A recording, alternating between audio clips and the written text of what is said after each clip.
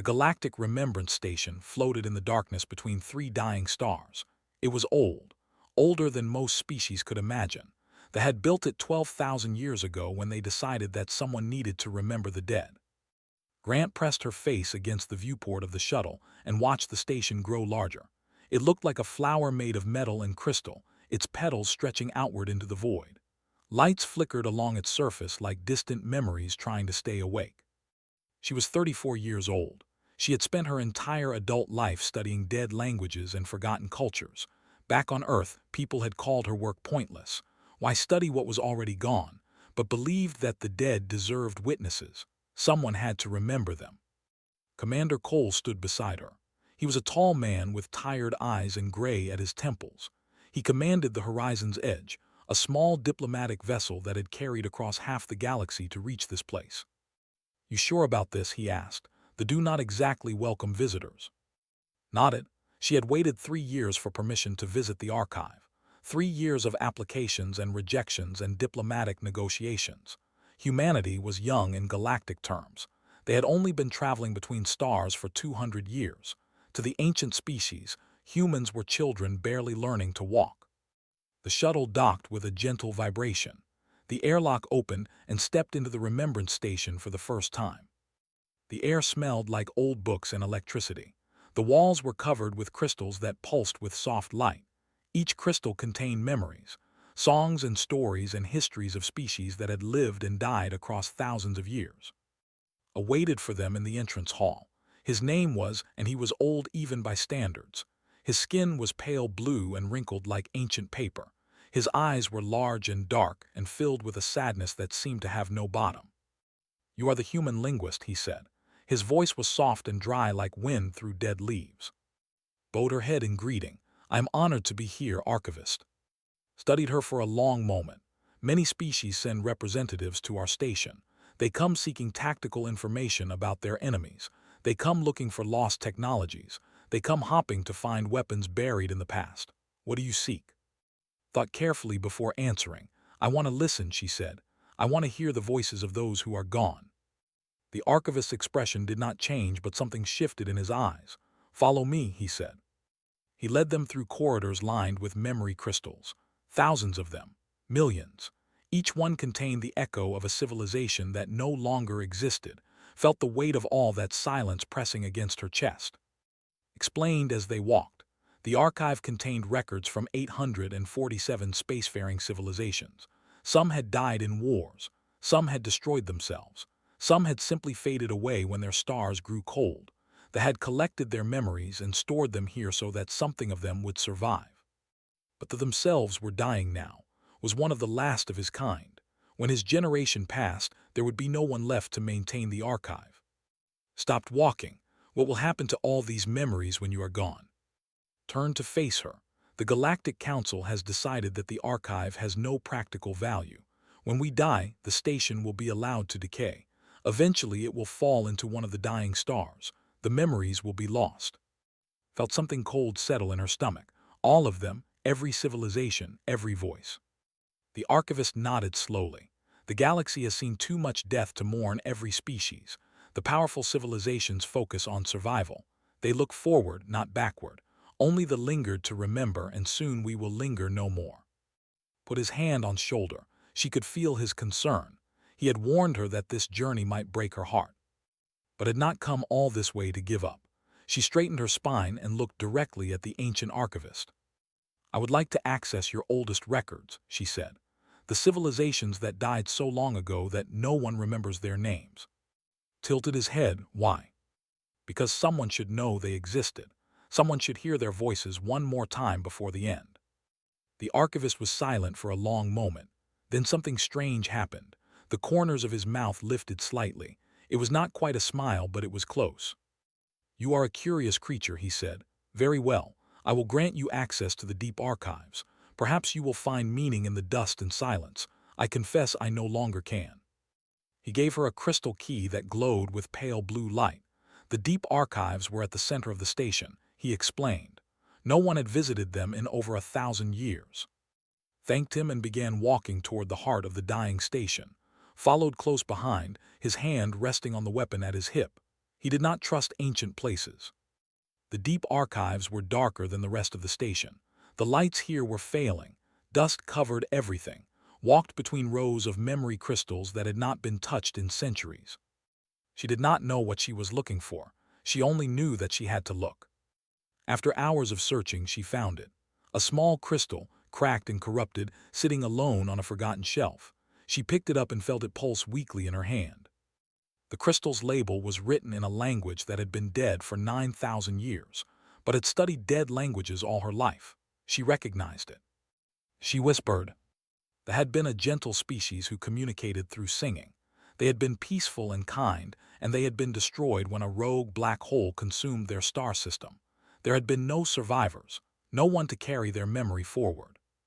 Activated the crystal with trembling hands. The recording was damaged and incomplete, but through the static and the corruption, she heard something that made her heart stop. A voice, a single voice, singing in the darkness. The song was broken and fragmented, but it was beautiful. It was the most beautiful thing had ever heard. She realized what she was hearing. This was the death song of their final voice, singing to an empty universe, hoping that someday someone would listen. And for 9,000 years, no one had. Until now. Held the crystal against her chest and made a promise to the dead. She would make sure their song was heard. She would make sure the stars remembered. Did not sleep that night. She sat in her small quarters aboard the horizon's edge and listened to the broken song again and again. Each time she heard new fragments, a word here, a melody there, the voice of someone who had known they were dying and had chosen to sing anyway. Danny Park found her in the morning. He was the ship's communications officer, a young man with quick hands and a sharp mind. He had grown up restoring old radio equipment on Earth, and he had a gift for pulling signals out of noise. "You look terrible," he said. Showed him the crystal. "I need your help." Danny took the crystal and examined it carefully. The data storage was ancient and damaged.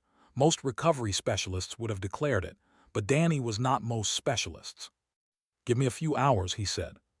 While Danny worked, returned to the remembrance station. She found in his study, surrounded by memory crystals that he was slowly organizing. The archivist looked up when she entered. "You found something," he said. It was not a question.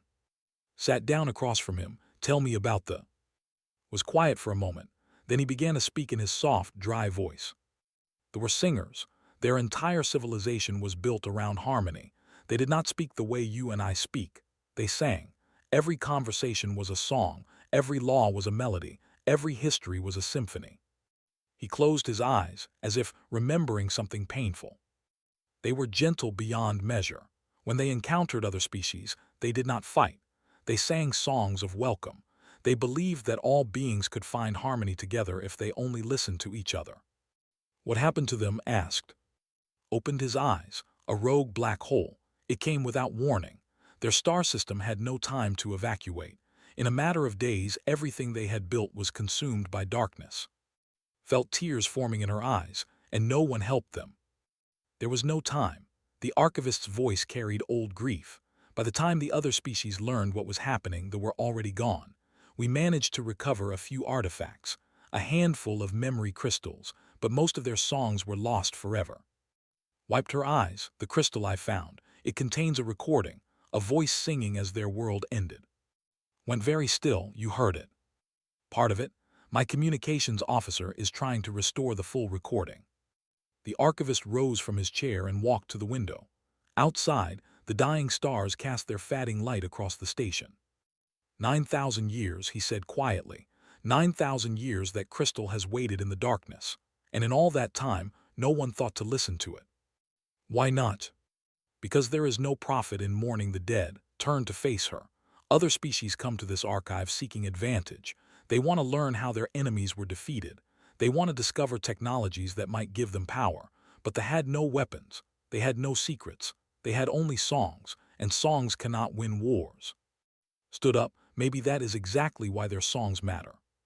Before could respond, her communicator beeped. It was Danny. I got it, he said. His voice was strange. You need to hear this. She ran back to the ship, and several crew members had gathered in the communications room. Danny sat at his console, his face pale. I cleaned up the signal, he said. The recording is almost complete now, But I have to warn you, it is not easy to hear. Play, it said. Danny pressed a button. The song filled the room. It was not like any music had ever heard. The voice was high and clear and impossibly beautiful. It rose and fell like waves on a shore. It carried emotions that human language could not name. And beneath the beauty there was grief, infinite, bottomless grief. The singer's name was Crystalline Voice. Knew this because they sang their names into their songs. Crystalline Voice was singing about their world, their family, their children. Everything they loved was being consumed by darkness, and they were singing so that something of it would survive. The song built to its final movement. Crystalline Voice sang a prayer, not to any god but to the future. They sang to whoever might find this recording someday. They sang to strangers they would never meet. Remember us, they sang. We were here, we loved, we hoped. We sang, please remember that we existed. Please do not let our song die. The recording ended.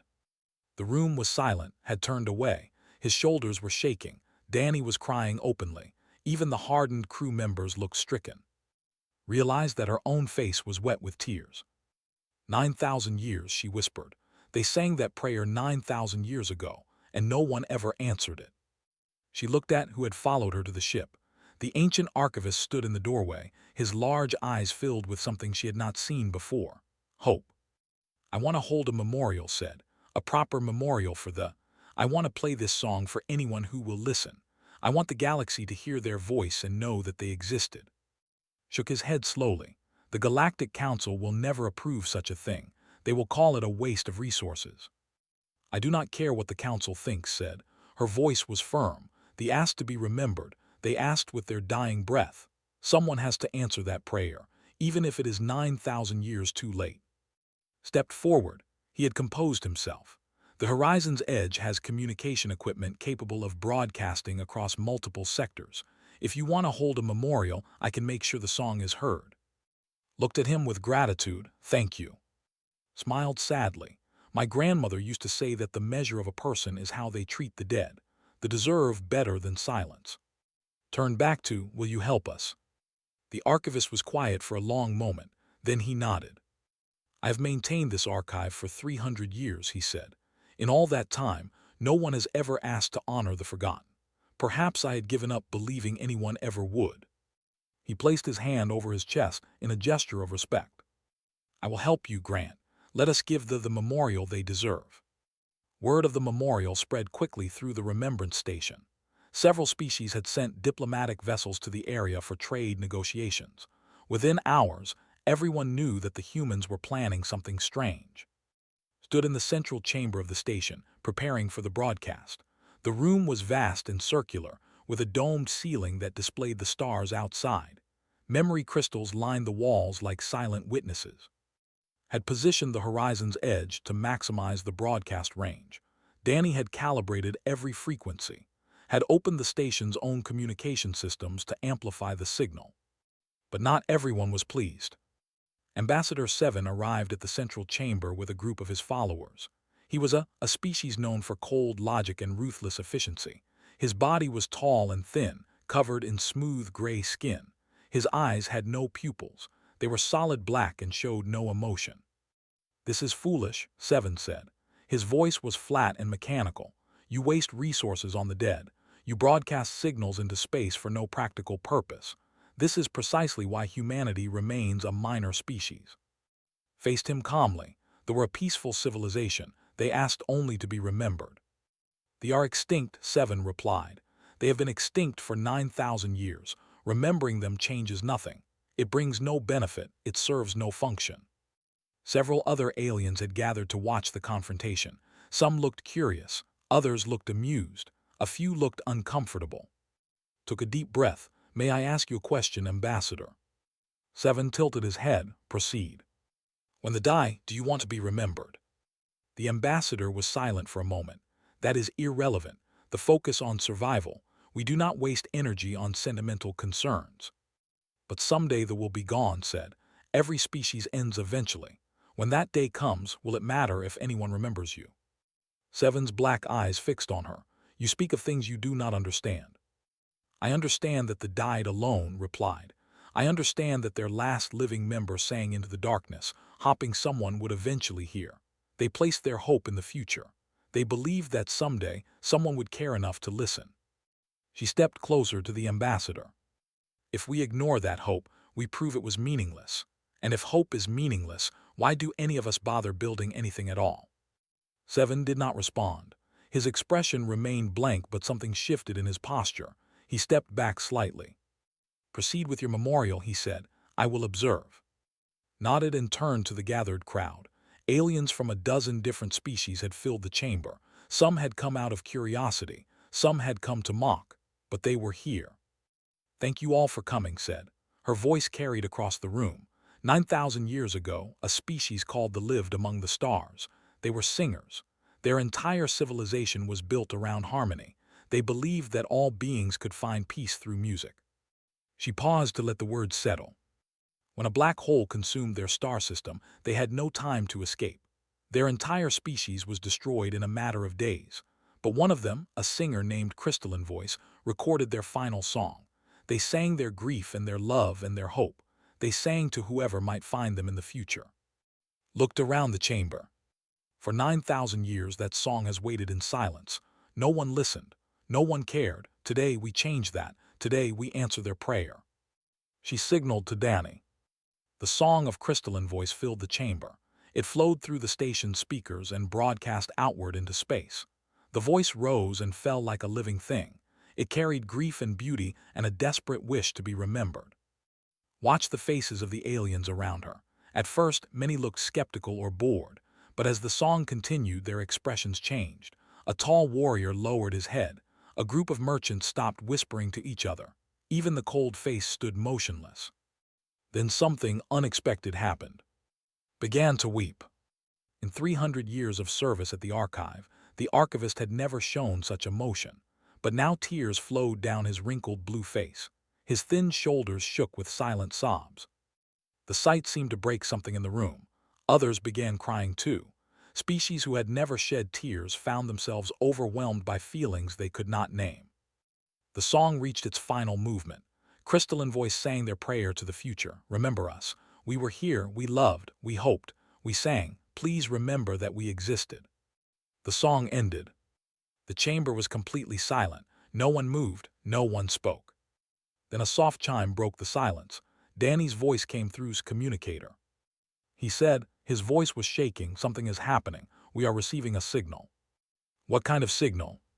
"It is coming from deep space. Sector 97. The coordinates are in a nebula that has been dead for millions of years, but something out there just woke up." Looked at, the archivist's eyes had gone wide. "That is impossible," he whispered. "There is nothing in Sector 97. We have scanned that region for thousands of years." Danny continued, "The signal is responding to our broadcast. It is using harmonics. Whatever is out there, it recognized the song."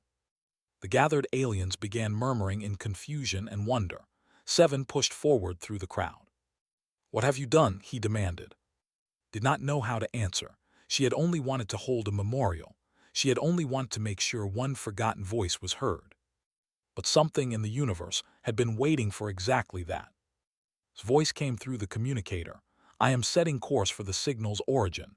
Whatever this is, we need to find out." Looked at, the archivist nodded. "I am coming with you," he said. "For the first time in centuries, I need to know what happens next." The journey to Sector 97 took 3 days. The horizon's edge traveled through empty space, following the signal that continued to pulse in harmonics. Spent most of the journey in silence, staring out at the stars with an expression could not read. On the 3rd day, they reached the nebula. It was beautiful and terrifying at the same time. Clouds of purple and gold gas swirled through the darkness. Dead stars floated like bones in a graveyard. This region of space had been lifeless for millions of years. But hidden at the center of the nebula, something waited. Vance was the first to see it on the sensors. The chief engineer was a practical woman who did not believe in mysteries, but when she saw the readings, her voice carried awe. "Commander," she said, "you need to see this." Joined her at the console, his eyes widened. On the main screen, a structure emerged from the gas clouds. It was enormous, larger than any space station had ever seen. It looked like a lighthouse made of crystal and light. its surface covered with patterns that seemed to shift and change as they watched. "What is it?" whispered. Stepped forward. His old face had gone pale. "I do not know," he said. "There is no record of this structure in any archive. It should not exist." The signal was coming from inside the lighthouse. As the horizon's edge approached, a beam of light reached out and scanned the ship. Then a voice spoke through the communication systems. It was not speaking any known language, but somehow everyone on the ship understood it perfectly. "You have come," the voice said. "After all this time, someone has finally come." The ship shuddered as a docking bay opened in the lighthouse. Looked at. "This is your discovery," he said. "Your call. Did not hesitate. Take us in." They docked and stepped out into a vast chamber filled with soft golden light. The air was warm and smelled like flowers that did not recognize. Memory crystals lined the walls, thousands of them, far more than the remembrance station contained. A figure appeared before them. It was not made of flesh. It was made of light and data, a projection of something that had once been alive. The figure was tall and slender with features that seemed to blend aspects of many different species. "I am the keeper," the figure said. "I have waited here for 12,000 years." Stepped forward. "Who built this place?" The keeper smiled sadly. 12 species built the lighthouse together. They were ancient civilizations who saw their own extinction approaching. They knew they could not save themselves, but they hoped they could save something of their memory for the future. Made a soft sound of disbelief. 12 species, he said, working together. The keeper nodded. They put aside their differences and built this place in secret. They filled it with their histories, their cultures, their songs, their stories, everything they were, everything they hoped to pass on. "Why did no one know about this?" asked. "Because we were waiting," the keeper replied. "The builders knew that most species do not care about the dead. They seek power and advantage, not memory. So they created a test. They placed signal beacons throughout the galaxy, each one keyed to a specific piece of music from an extinct civilization." "Understood the song?" "Yes." The keeper turned to look at her directly. "For 12,000 years, those beacons waited for someone to play one of the songs. Someone who cared enough about the forgotten to honor them. You are the first." Felt dizzy, she reached out and steadied her. The keeper continued. "The lighthouse contains complete records of 47 extinct civilizations. Languages, histories, art, music, science. Everything the remembrance station has and far more. But the builders did not want this knowledge given to those who would misuse it. They wanted it given to those who would treasure it." Walked slowly among the memory crystals. His hands trembled as he touched them. "This is impossible," he kept saying. "We searched for records like these for thousands of years. We thought they were lost forever." The keeper watched him with compassion. "There is a section dedicated to your ancestors, archivist, records of the early that were believed destroyed. Your people's original songs and stories from before the wars that nearly erased you." Fell to his knees. Tears streamed down his face. Knelt beside him and put her hand on his shoulder. The keeper approached them both. "I can merge with the remembrance station," the keeper said. "The two archives can become one. The knowledge will be preserved forever, accessible to all who seek it with good hearts." "That would be wonderful," said. "There is a condition." Of course there was. Looked up at the keeper. "The lighthouse cannot maintain itself indefinitely," the keeper explained. "Someone must become the new archivist. Someone must dedicate their life to preserving these memories and sharing them with those who come seeking. Someone must stay." "Stay," repeated. "You mean permanently?" "Yes." The keeper's light seemed to dim slightly. "It is a great sacrifice. I have waited 12,000 years for someone worthy to take my place. Someone who understands that memory is sacred. Someone who honors the dead not for profit but for love." Step forward. "Absolutely not." He looked at. "You are not staying here. Earth needs you. Humanity needs you." Stood slowly. She thought about everything she had seen. The dying archive. The forgotten voices. The song that had waited 9,000 years for someone to listen. She thought about all the other songs still waiting in silence. All the other civilizations whose memories deserved to be honored. She looked at. Her eyes were clear. "Some things matter more than going home," she said. "Please." She touched his face gently. "You told me that the measure of a person is how they treat the dead. This is my answer. This is who I am." She turned to the keeper. "I volunteer," she said. "I will be the new archivist." The keeper's light brightened. The crystals around them began to glow. and somewhere in the depths of the lighthouse, ancient machines stirred to life for the first time in. The stars finally had a voice again. 1 year had passed since Grant became the first archivist of the Memorial of All Voices. The combined archive floated in a new location, positioned at the crossroads of 17 major trade routes.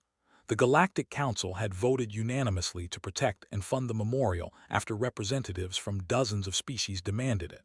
What had begun as a simple act of remembrance had become a movement. Stood in the main reception hall, watching as visitors streamed through the entrance.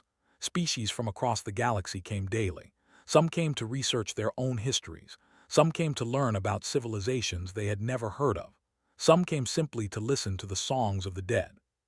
A warrior knelt before a memorial crystal, his head bowed in prayer. A group of young sat in a circle, listening to a recording of an extinct species' poetry. Two former enemies stood side by side, united by their shared grief over a war that had destroyed both there.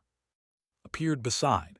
The old archivist had chosen to spend his final years here, helping to organize the merged collections. His health was failing, but his spirit had never been stronger. "Another ship is arriving," he said, "the horizon's edge." His heart lifted. She met him at the docking bay. He looked older than she remembered. A year of command had added new lines to his face, but his eyes were warm when he saw her. "You look good," he said. "Being a guardian of the dead suits you." Smiled, "I am glad you came."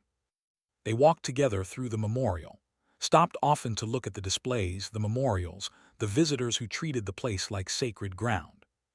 "I was wrong," he said finally. "When you chose to stay, I thought you were throwing your life away. I thought you were sacrificing everything for ghosts. And now," turned to face her, "now I see what you built. This place has changed everything. Do you know what happened at the last council meeting?" Shook her head. "They proposed a moment of silence before every session," said. "A moment to honor the species who are no longer with us." The seconded the motion. It passed without a single objection. Felt tears forming in her eyes. "That is not all," continued. "Diplomatic negotiations now start with a shared remembrance ceremony. Former enemies find common ground by honoring mutual losses. 3 border wars were avoided last month because the parties involved visited the memorial first and realized that war only creates more voices to mourn." He took her hands in his. "You did that," he said. "One human with a broken memory crystal and a stubborn heart. You reminded the galaxy that the dead still matter." A soft chime interrupted them. Looked up to see a familiar figure approaching. Ambassador 7, the who had dismissed her memorial as a waste of resources. But something was different about him. His posture was less rigid. His black eyes seemed to carry something that might have been warmth. "Archivist Grant," he said, "I have come to make a request." "Of course, Ambassador. How can I help you?" 7 hesitated, for a hesitation was almost unheard of. "I wish to add a memorial to your collection," he said finally. "A memorial for the—" Was confused, "but they are not extinct. Your species is thriving." 7 looked at the floor. "They have a practice called the forgetting. When painful events occur, we erase them from our collective memory. We believe this makes us stronger, more efficient." He raised his eyes to meet. "I have come to understand that we were wrong. Forgetting does not heal. It only delays pain while destroying meaning. We have erased billions of our own people from existence. Our ancestors, our heroes, our poets, our dreamers. We forgot them to avoid the pain of loss." His voice cracked slightly. "I wish to remember them. I wish to restore what we have forgotten. Will you help me?" Reached out and took his hand. It was the first time I had ever allowed such contact with another species.